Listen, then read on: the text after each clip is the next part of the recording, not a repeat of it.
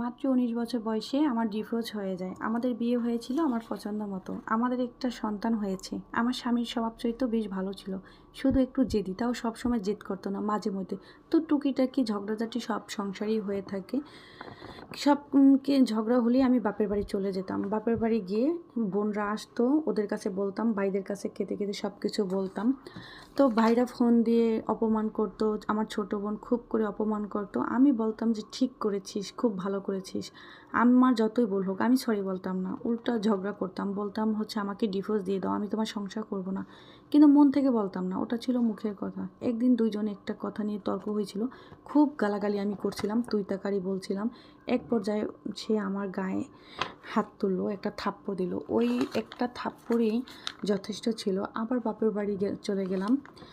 বাপের বাড়ি চলে গেলে সব কিছু জানাইলাম। বাপের বাড়ি বলল যে আর সংসার করতে হবে না, তুমি মামলা করে দাও। আমি এরপর নারী নির্যাতনের মামলা করে দিলাম। কিছুদিন পর পুলিশ তাকে ধরে নিল।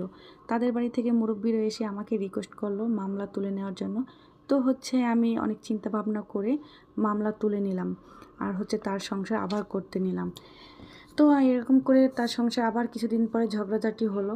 আমি বাপের বাড়ি চলে আসলাম। তো বাপের বাড়ি আসার পরে সে অনেক অসুস্থ হয়ে পড়লো, আমাকে যাওয়ার জন্য বলল। আমি আর গেলাম না। আমার বাপের বাড়ির লোক বলল এরকম নত হয়ে যাওয়ার কোনো দরকার নেই।